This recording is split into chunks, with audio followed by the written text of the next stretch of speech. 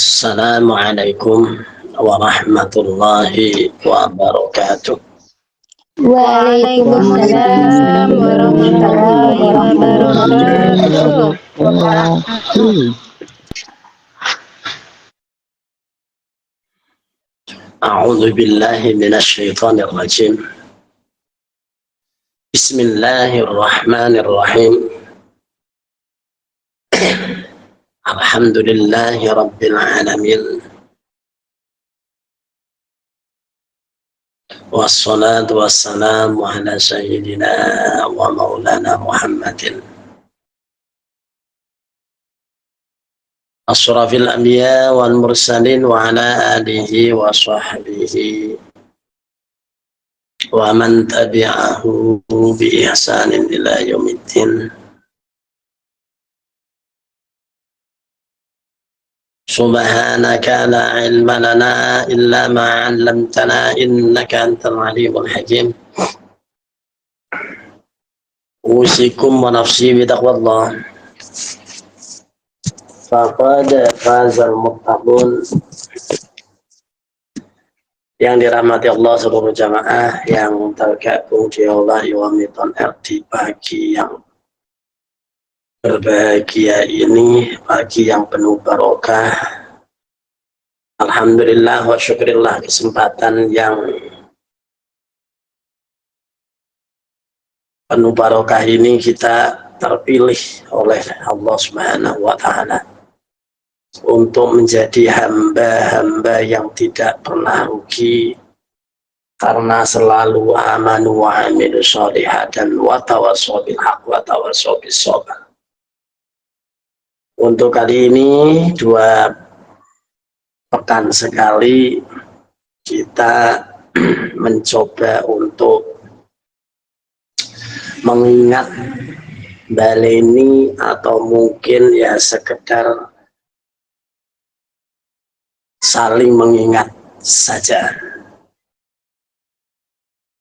Dulu kita sudah bertemu di pasal 9, yaitu tentang masalah saling mengasihi yang di dalamnya adalah kasih sayang, menghadapi kedengkian, dan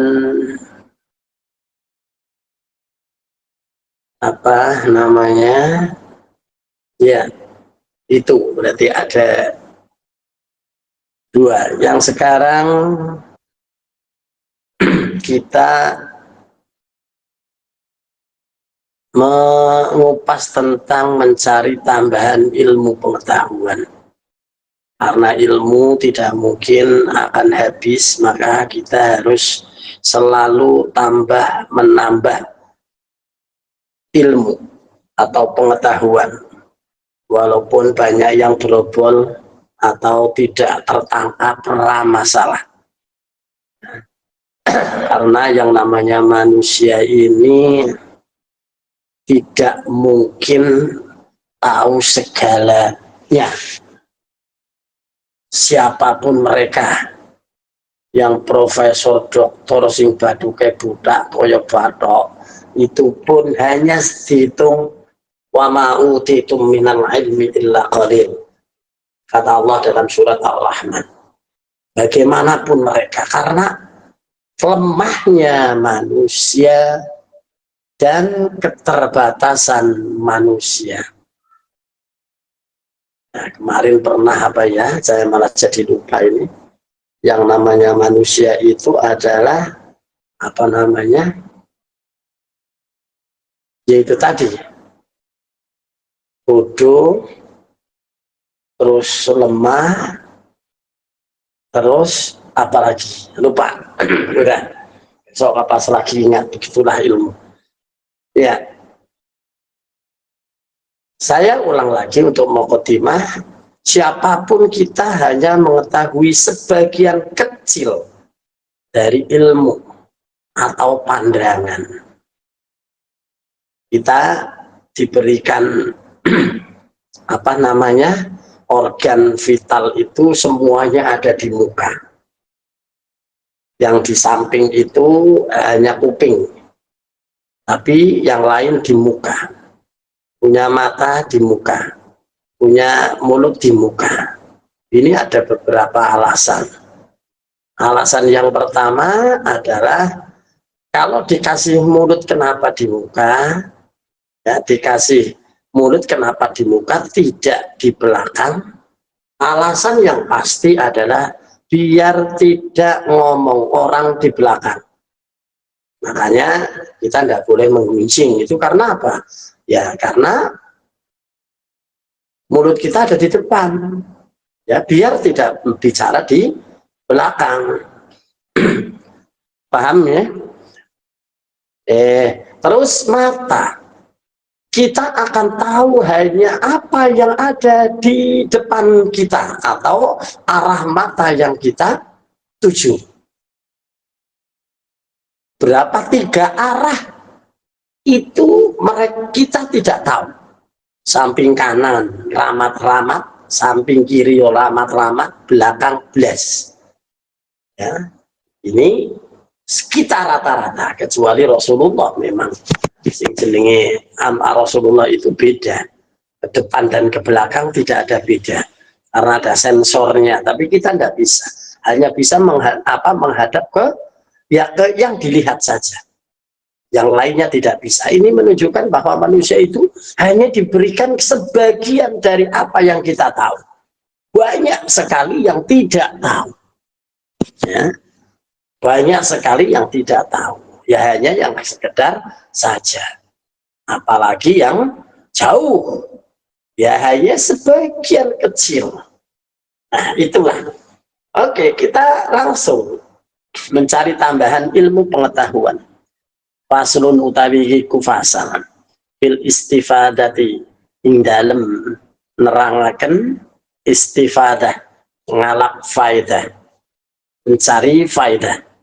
Wayam bahilan prayuga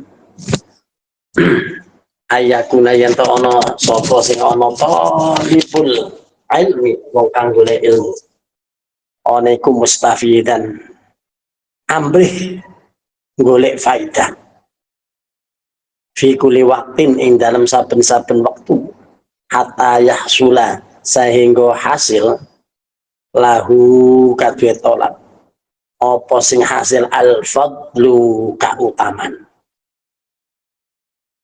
Wa tariqul istifadati utawi dalane istifadah amri faidah iku ayakuna yen to ana mahu sartane talibul ilmi fi kulli waqtin ing dalem saben-saben wektu mihbaratun utawi wadah mangsi. Ya kalau dulu ndak ada pulpen ya, apa pulpen atau plotot ya. Ini anak saya ini kalau ngomong pulpen ndak bisa, biasanya pulpen sama plotot ya, potrot plotot. Oke, mihbaratun utawi mangsi.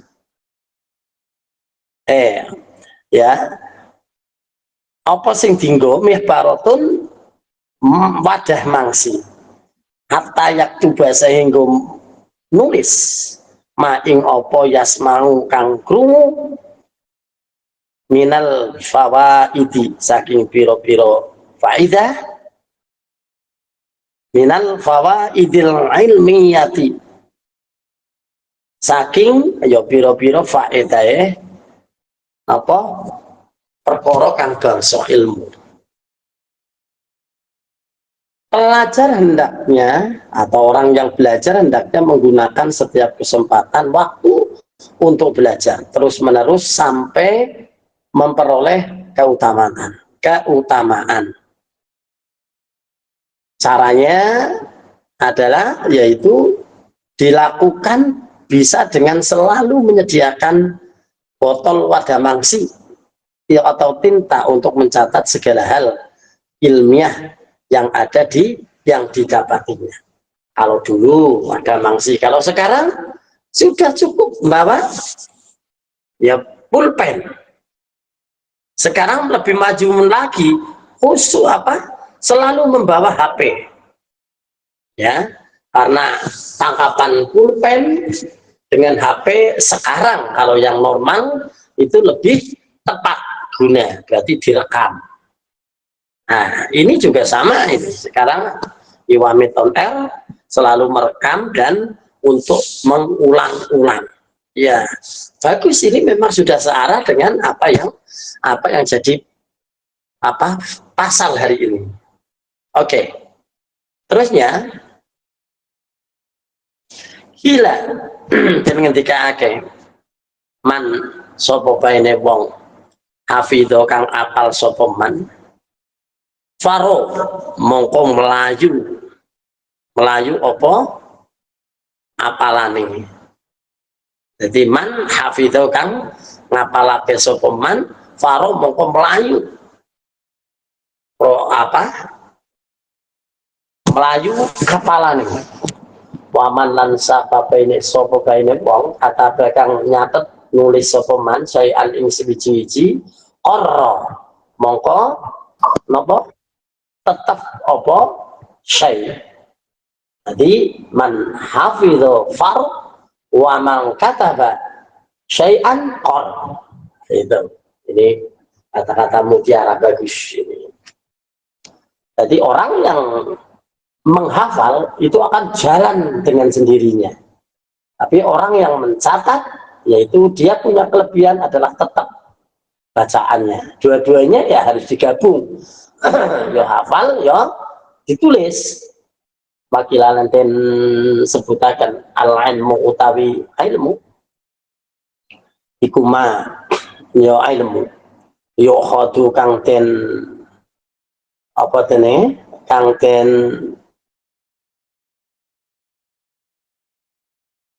kang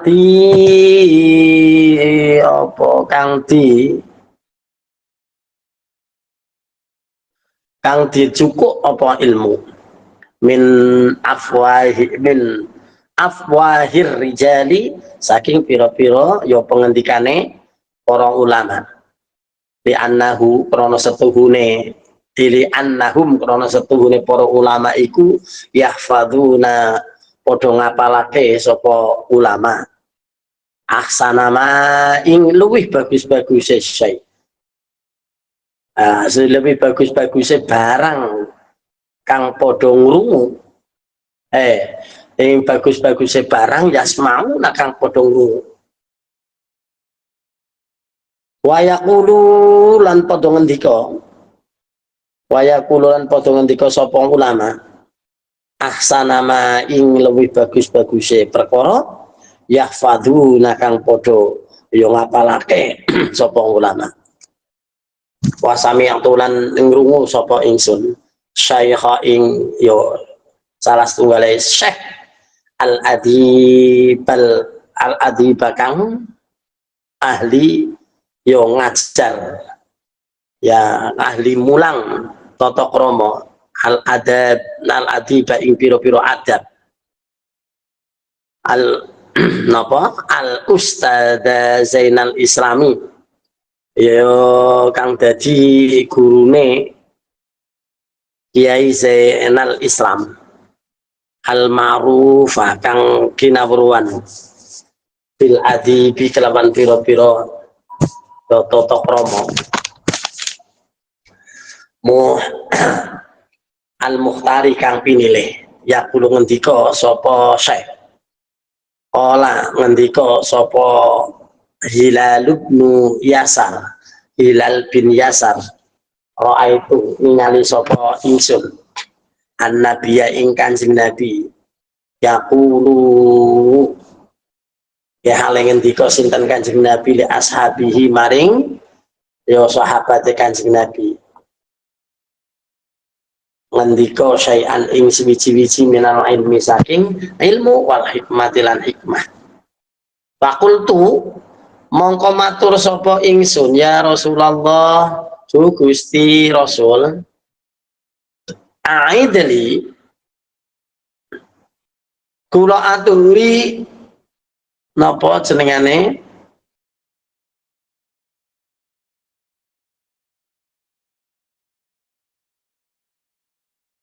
A'idli apa sih?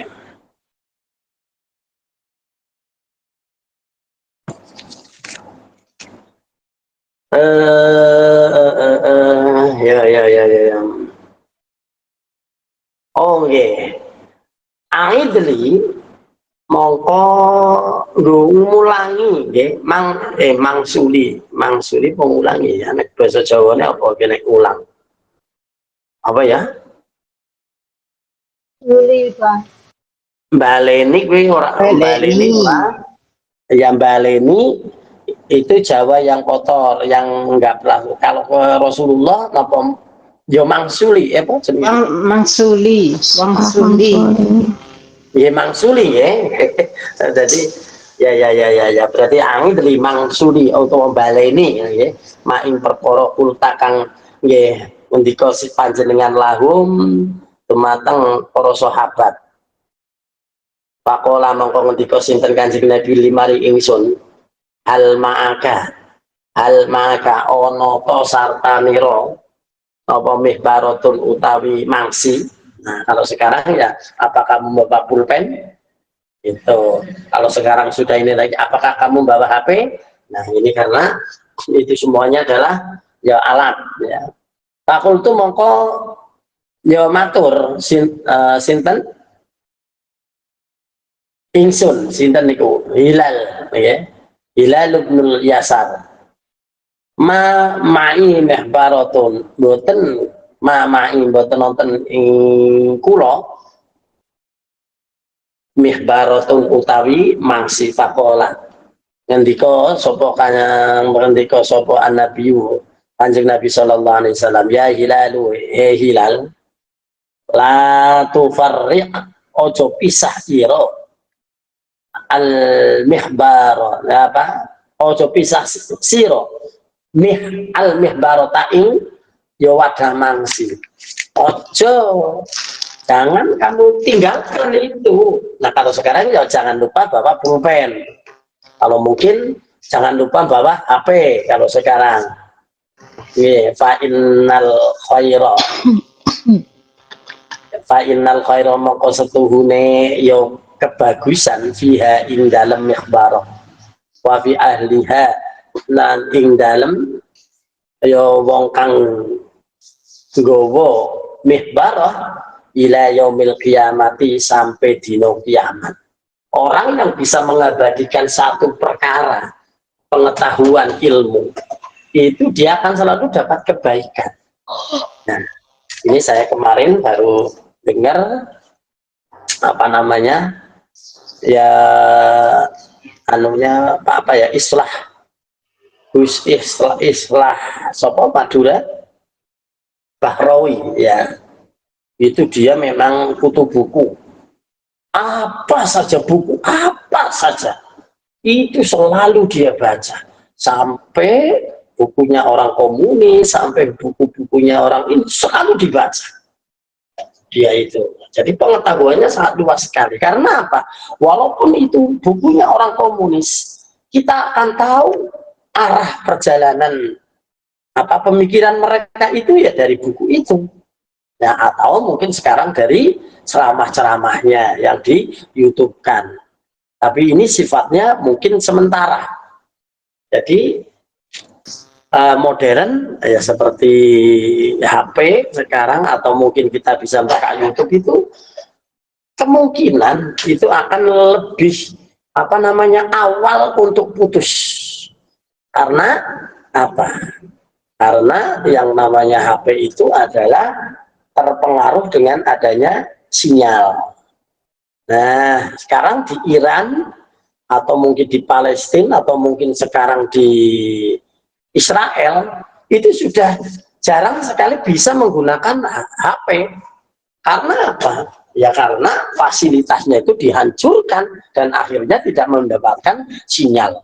Atau mungkin ada sinyal tapi listriknya mati mau dicas pakai hidung ya nggak bisa. Maka dari itu kemungkinan dan paling lemah itu memang pengabadian itu adalah dari HP sekarang dari medsos karena riskan sekali. Tapi kalau dicatat atau mungkin buku kan itu akan lebih awet itu. Nah, ada dikatakan hafalan akan lari, tapi tulisan tetap berdiri.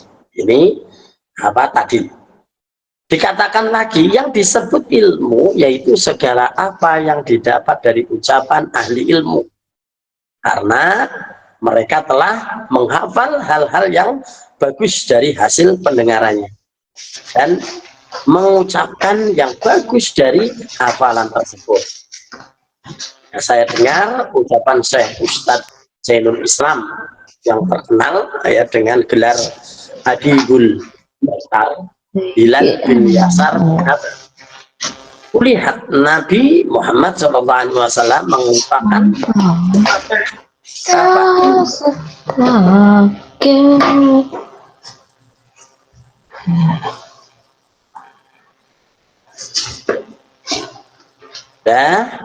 ayo yang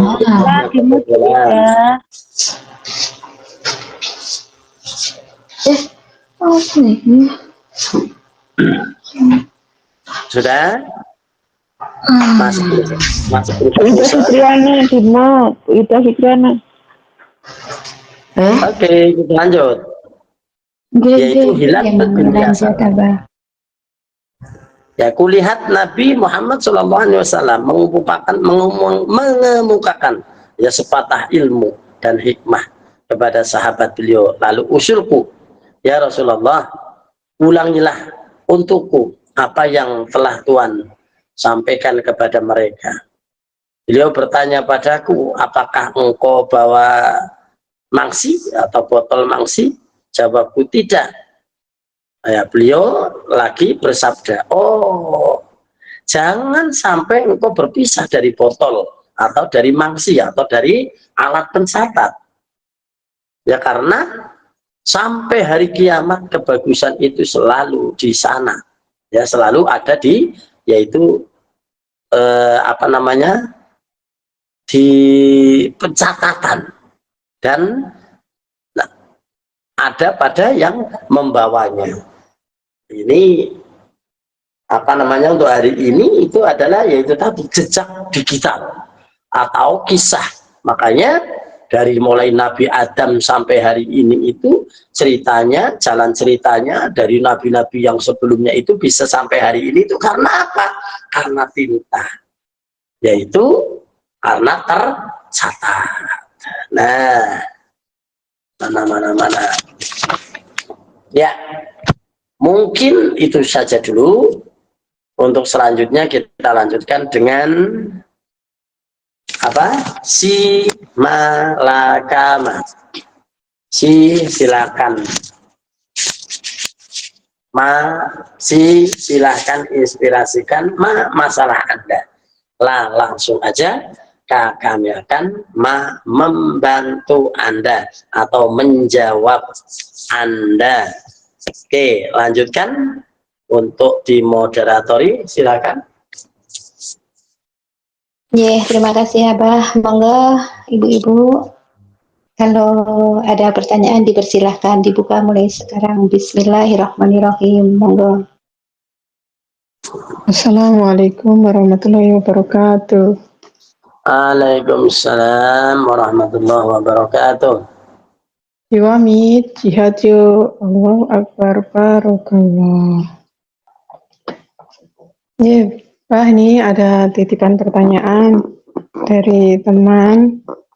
Dia sudah bertalibul ilmi, sudah tahu halal haram, tapi masih menjual makanan yang notabene-nya tidak halal.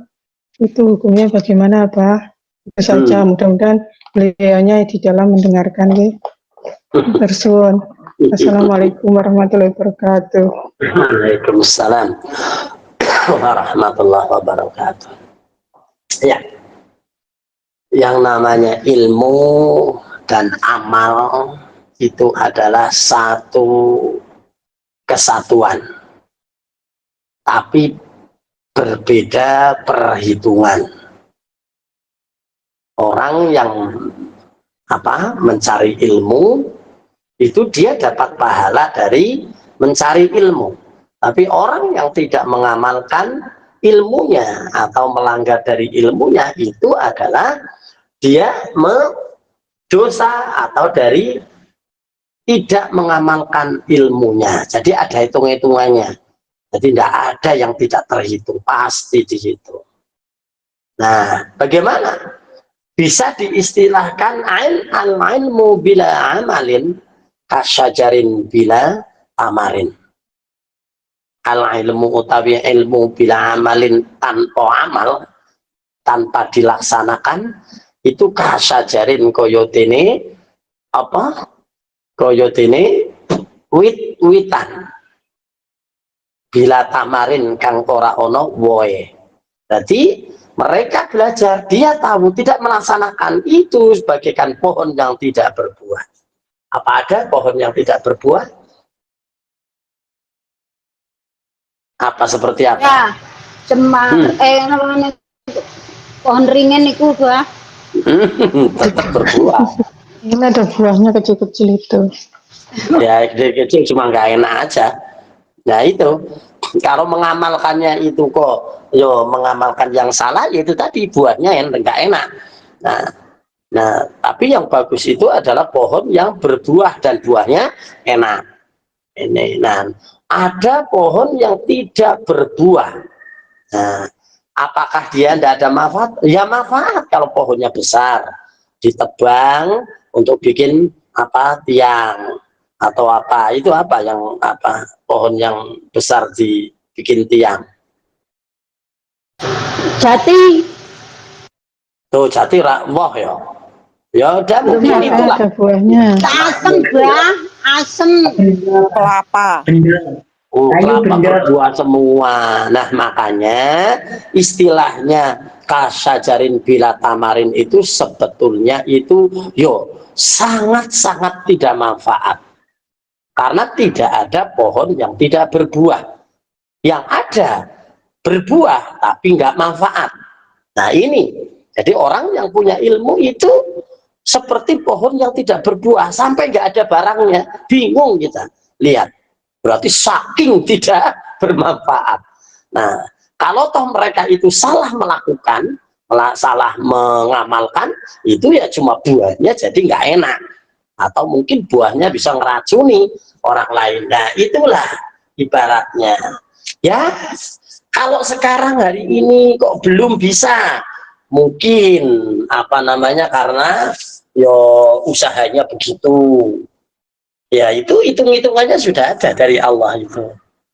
Ya hitung-hitungannya tetap saja orang yang punya ilmu dan dia itu kok belum sadar untuk melakukan hal-hal yang tidak berilmu, itu sedang ditunggu oleh Allah. Ditunggu apa? Ayo ditunggu apa? Tobatnya. Ditunggu? Taubatnya, sadarnya. Iya, ditunggu kembalinya. Maka orang itu yang tadinya tidak ibadah jadi ibadah.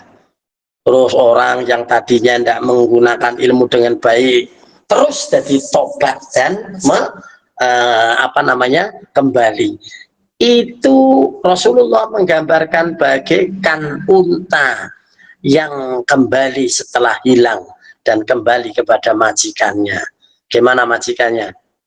Sampean duwe barang, duwe opo hilang, ketemu meneh. Gimana perasaan jenengan? Halo. Ya, begitu juga Allah, kata Rasulullah itu begitu. Orang barang yang hilang pasti yang punya itu ngarep-ngarep balik, ngarep-ngarep ketemu. Nah kalau benar-benar ketemu balik, maka senang sekali yang punya. Lah yang punya itu Allah.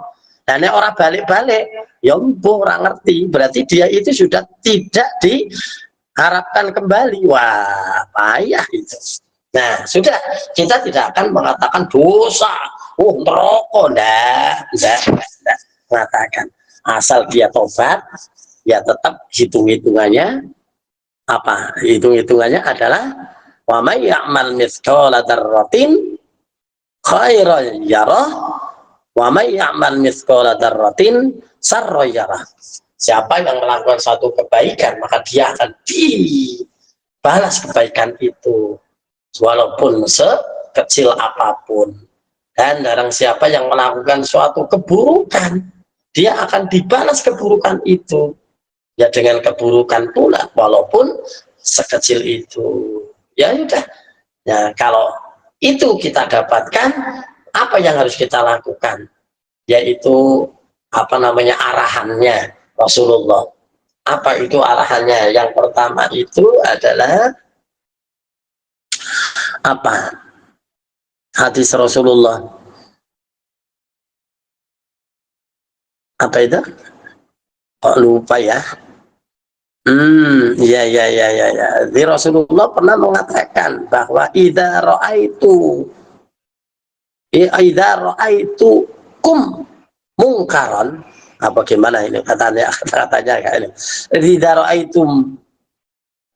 ra'aitum mungkaran, bukan ra'aitukum ya. Idza ra'aitum mungkaran falyughayyir bi yadihi fa illam yastati wa bi lisani fa illam yastati wa bi qalbi. Itu. Jadi pertama kalau kita itu bisa ya diomongi ya dengan cara yang sebagaimana Al-Qur'an bil hikmah mau'izatil hasanah, diomong ya wajadilhum billati hiya ahsan, yang santai saja, pelan saja. Terus apa? Wa fa'ilam yastati ya bilisani. Nek ora karo tangan, maksudnya dalam kekuasaan kita, berarti pakai omongan. Omongan sendiri nggak bisa, pakai omongan orang lain. Maka ya itu tadi benar dipertanyakan di majelis ini. Saya yakin, papa aku dikandani. Udah, Islam itu sangat bijak. Ya, Islam sangat bijak. Tidak bisa pakai kekuasaan karena kita tidak ada kuasanya, ya pakai omongan. Nah, fa'ilam yastati wa biqalbi. Nek ora iso wis dongakne ae. Men cepat apa?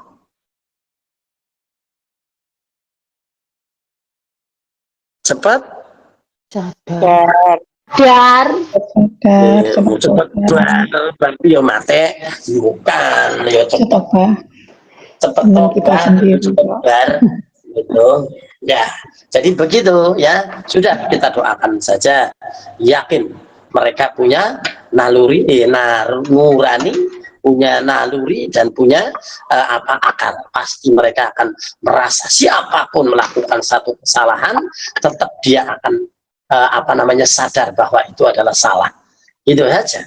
Mencuri dia tahu kalau mencuri itu salah, tapi kenapa dilakukan? Ya itulah tugas dari setan. Ayo, wala khutuwatish syaitan. Ya, janganlah kita mengikuti perbuatan setan.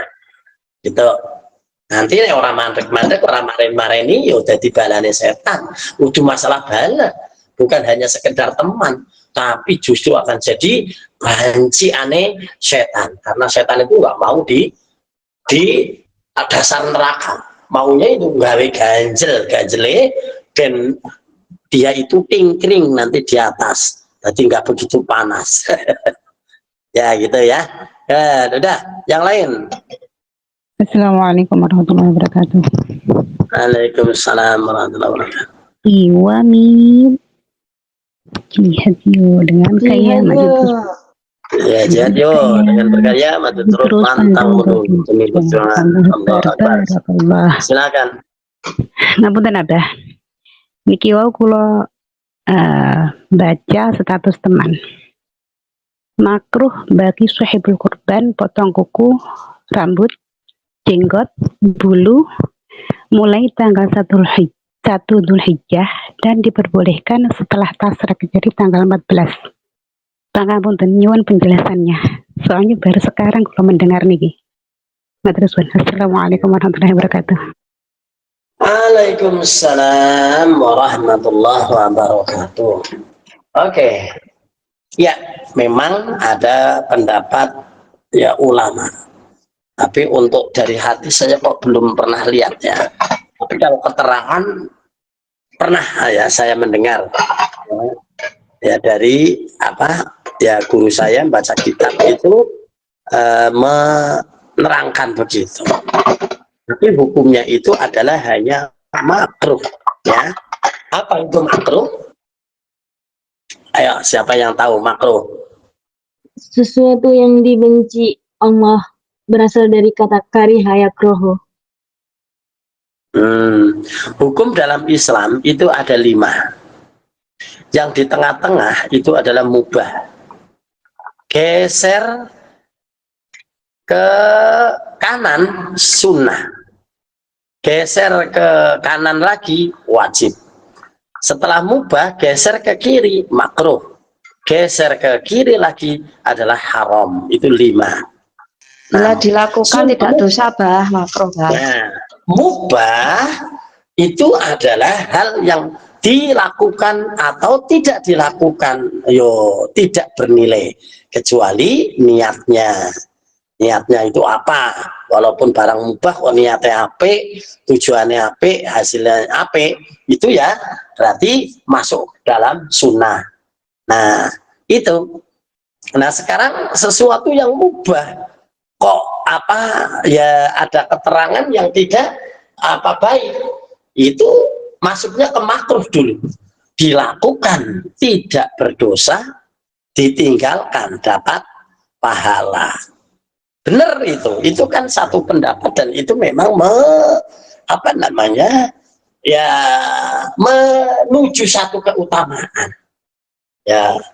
Jadi tidak boleh cukur, tidak boleh motong kuku, tidak boleh. Ini satu hal yang memang menjadikan keutamaan, lebih utama karena menghargai peristiwa ya. Karena di di dalam haji itu selama itu tidak boleh cukur, tidak boleh tidak boleh tidak boleh potong kuku selama perjalanan haji sampai yaitu sampai tawaf wada atau tawaf terakhir, yaitu setelah tanggal 13 pulang terus tawaf wada. Setelah itu baru boleh potong kuku dan sebagainya, boleh semua. Nah, sebelum itu dimulai dari tanggal berapa itu? Dimulai dari tanggal, yaitu pelaksanaan haji itu adalah tanggal 9 ya, 8 ya, malam 9 itu sampai tanggal 13 itu mengikuti itu. Jadi mengikuti itu. Jadi ya kalau yang bisa melakukan boleh ya, boleh, bagus ya. Apa yang maksudnya tidak potong kuku bagus. Ning nek kukune ireng-ireng umpama terus dilala susupen yang harus dipotong gimana? Ini dari tanggal 1 loh bah, jadi kan 2 minggu ngoten bah. Ya, kalau untuk dari tanggal 1 keterangannya itu saya ndak begitu menangkap. Tapi kalau untuk dari mulai tanggal 8 ya 8, 9, 10, 11, 12, 13 itu karena itu adalah salah satu daripada rukun haji. Saya lebih utamanya adalah mengutamakan ke situ. Kalau untuk dari tanggal 1 ya mbuh keterangannya sekondi enggak tahu, tapi bagaimanapun itu hanya makruh dilakukan tidak. Halo? Nggih, Pak, nggih. Jadi hanya makruh saja. Jadi kalau dilakukan ya ora dosa, ning ora dilakukan itu juga dapat pahala. Ya wis, mudah-mudahan itu satu kebaikan. Nah, ya kita tidak akan mengklaim bahwa itu adalah fatwa salah, tidak, ya nyatanya ya benar. Tapi bagaimanapun yang namanya hukum ada istisnanya, ada pengecualian, ada pengecualiannya, ya gitu ya. Jadi kalau memang terpaksa dan sebagainya, ya udah, yang penting nggak dosa aja. Gitu. Iya, soalnya nggak biasa panjang, tidak panjang, risih ngoten. Apa nih? Nah, wes risih ya wis dibuang, ya dibuang. Umpama saya pas dilalah, kalau saya kan biasa, kalau saya itu selama itu apa, rambut ya kepala itu sering sekali tak gundulin, itu pasti itu. Soalnya kalau sudah nyenggol ke kuping aja udah rasanya risih sekali. Makanya saya nggak pernah punya apa namanya rambut panjang, nggak pernah. Karena memang santri kulon dengan santri wetan beda. Kalau santri Jawa Timuran itu biasanya gondrong-gondrong, ya kayak Ismaksum dan sebagainya, itu memang yang dicontoh yaitu itu apa namanya gondrong. Tapi kalau untuk ke daerah Kulon, Banten, Mbah Dim dan sebagainya, itu malah gundul. Jadi beda-beda. Ya, beda. Bahkan saya pernah 7 kali gundul kerok pakai silet sampai babak belur itu, sampai apa? Kadang-kadang ada yang tempat pukul di ini di kerok itu malah kena siletnya itu. Wah, locoran getih itu biasa itu. Sampai 7 kali saya pernah gitu. Memang ya di itu, jadi ada ya, walaupun ini tidak ada aturan langsung ya, tapi kita mengikuti ya kiai itu sering sekali pelontos gitu. Nah, akhirnya murid-muridnya ya ikut aja pelontos. Ya kayak saya juga pelontos. Karena saya belum pernah ke Jawa Timur, ya udah senangnya akhirnya rambutnya pendek terus ya. Oke, yang lain tinggal 10 menit. Ayo.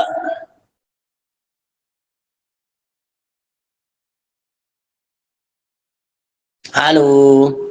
Luar biasa hari ini. Warahmatullahi wabarakatuh, Bah. Ya, 119 ini ya. Ya udah, yuk. Yo amit, jihad ya Allah Akbar, barakallah. Dan kita dari Banyuwangi, kita izin bertanya di luar tema kita. Ini tentang sholat dihormati waktu, Bang. Nah ini saya kan sering berada di posisi ini, Bang. Maksudnya kadang tiba-tiba banjing majikan tidak keluar atau gimana, kan ya, Bang ya. Nah ini kalau dihormati Quran, hormati waktu ini kan nggak wudhu gitu, Bang.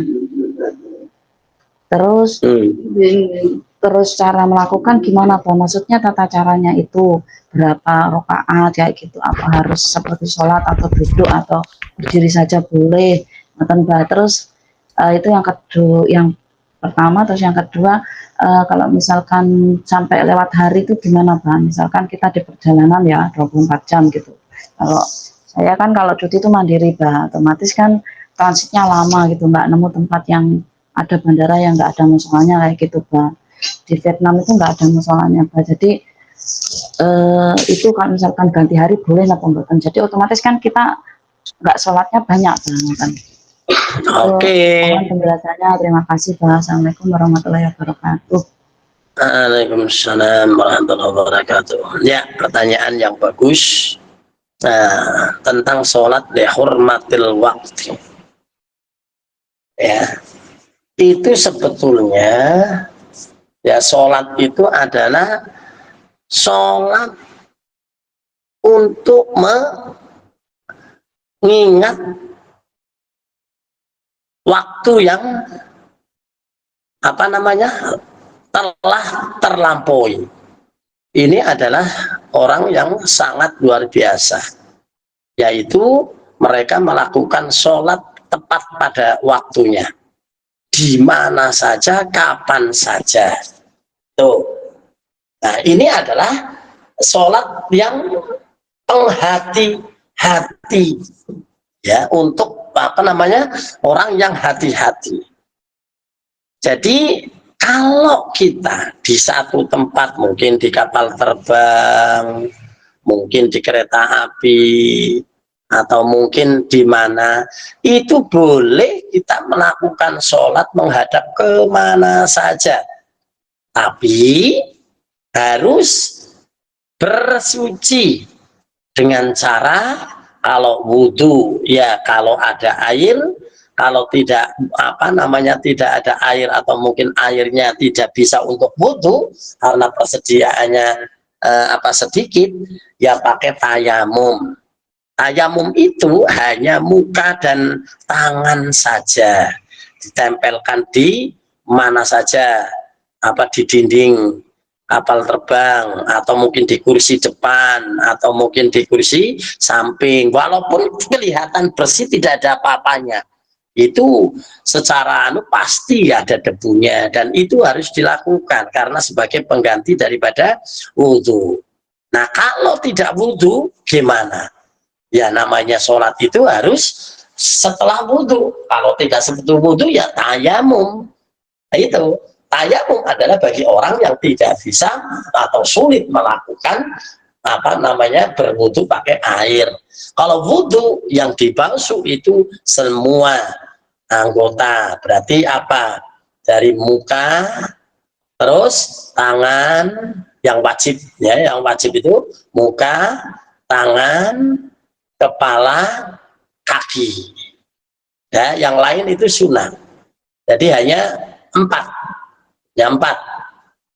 Jadi itu dalam Al-Quran itu disebut yaitu tadi muka, tangan, kepala, kaki, telinga, hidung, terus yang lain termasuk ya benar telinga, hidung, ya cuma itu ya, itu kalau wudhu ya harus dibasah, harus dibasuh, tapi kalau tayamum tidak. Nah bedanya kalau wudhu itu adalah digunakan hanya bisa berkali-kali selama dia itu tidak batal. Tapi kalau tayamum itu hanya sekedar untuk sunnah dan wajibnya.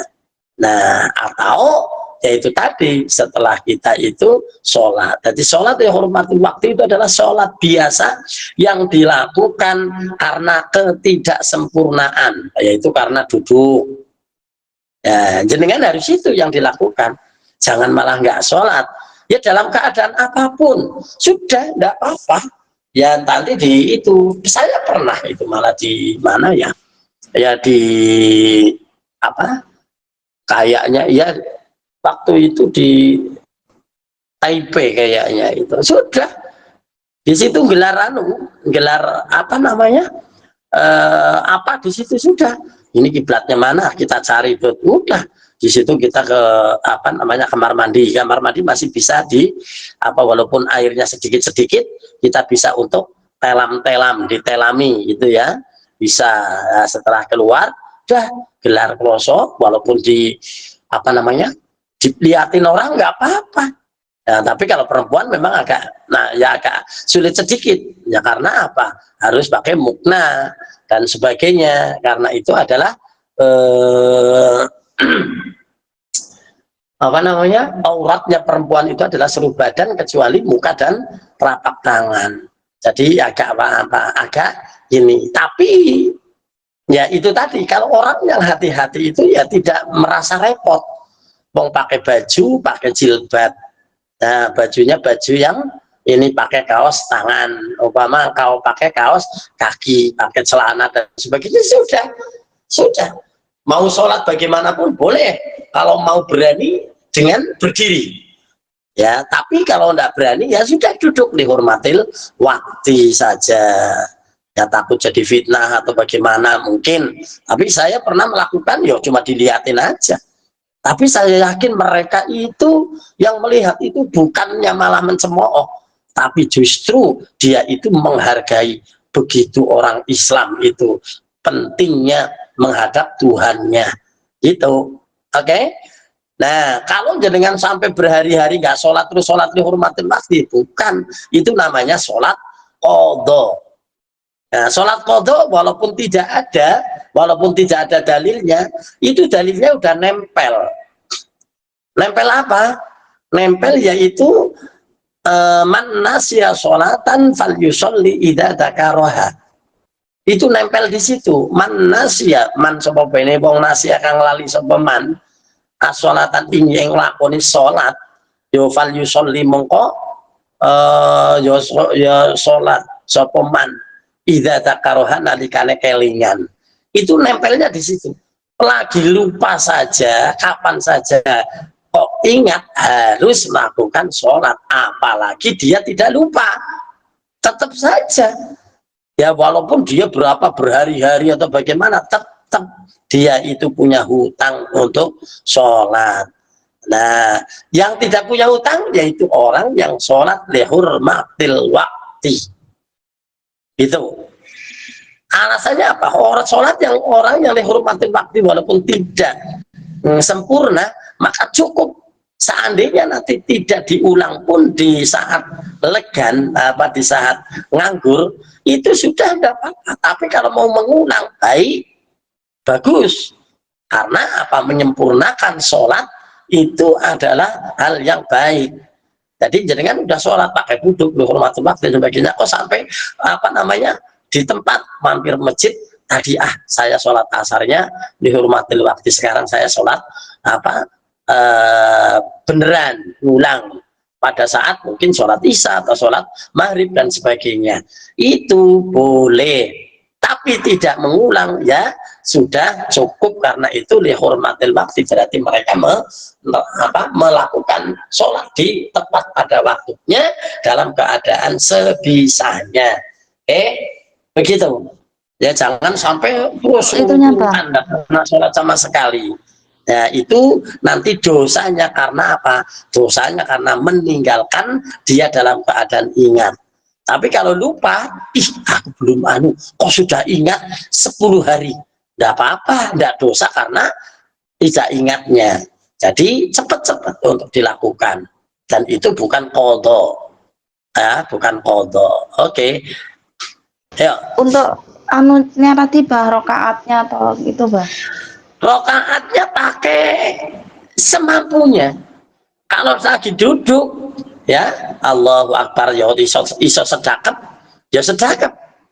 Ya memang sedekap itu ya sedekap, ini duduk sedekap. Terus kalau ruku, kepalanya dinding dulu. Terus sami Allahu liman hamidah, kepalanya tegak lagi. Ruku, badannya membungkuk lebih bawah. Allahu Akbar, Allahu Akbar, ya sudah, duduk sebagaimana biasa. Jadi begitu ya, rokaatnya ya sesuai dengan rokaat itu, gerakan itu tadi ya. Kalau 4 rokaat ya 4 rokaat itu. Nah, umpama kok ini, nah mungkin ada pertanyaan, ini jadi agak panjang.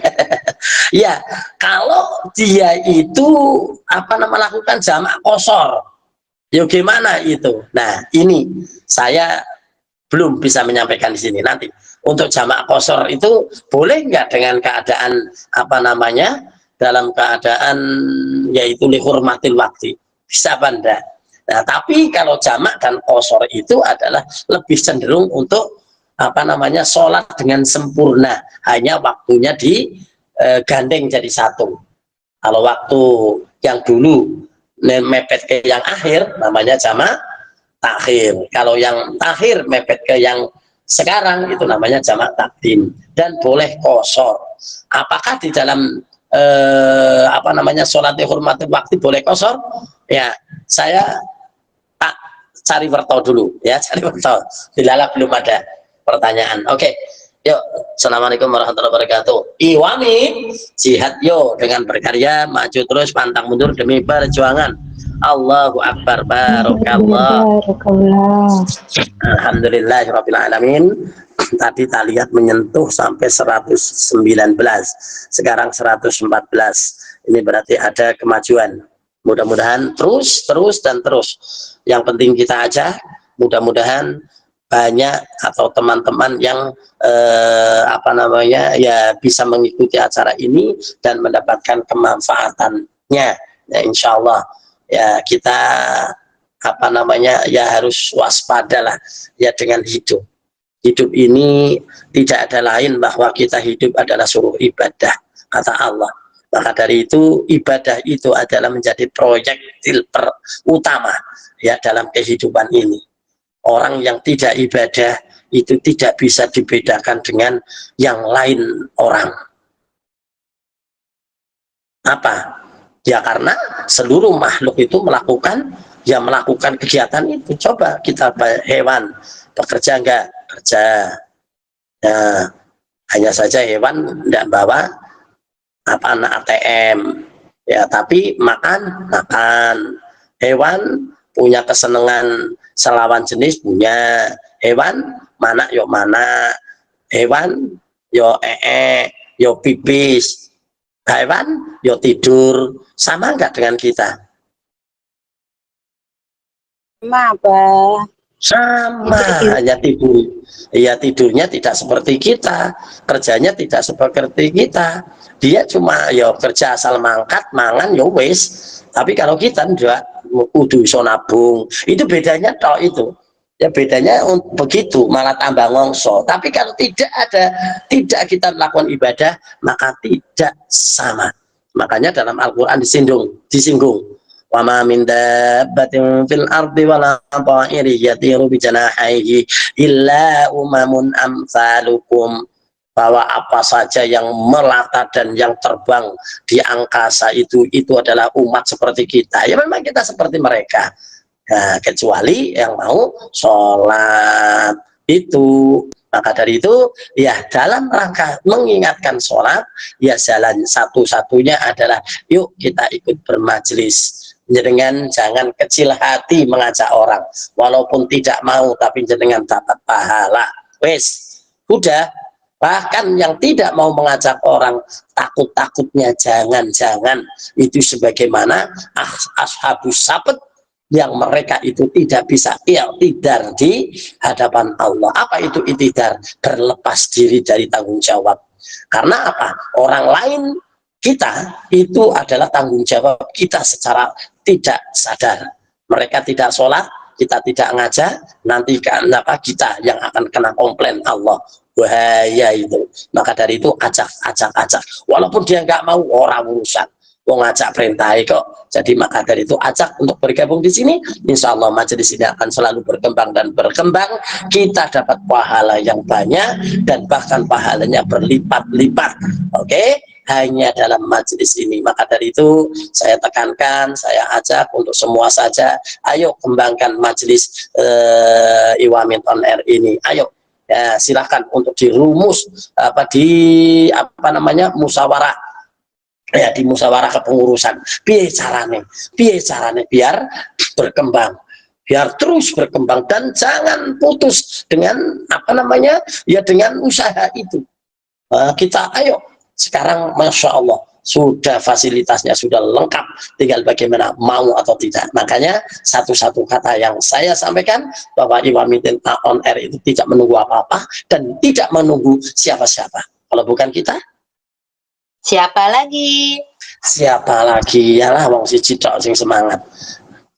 Kalau bukan kita, Siapa lagi? nomor 13 ya. Ya, kalau tidak sekarang, Kalamut, Pak. Kapan lagi. Oke, mungkin itu yang bisa saya sampaikan. Kita berdoa, Allahumma sholli ala Muhammadin wa ala ali sayyidina Muhammad sayyidil awwalin wal akhirin wa radhiyallahu ta'ala an ashabi Rasulillah ajma'in. Alhamdulillahirabbil alamin, hamdan syakirin, hamdan na'imin, hamdan yuwafi ni'amahu wa yukafi mazidah. Ya Rabbana lakal hamdu kama yanbaghi li jalalika wa 'azimi sultanik. Wa arinal haqqa haqqan warzuqna ittiba'ah wa arinal batila batila warzuqna اجتنابه.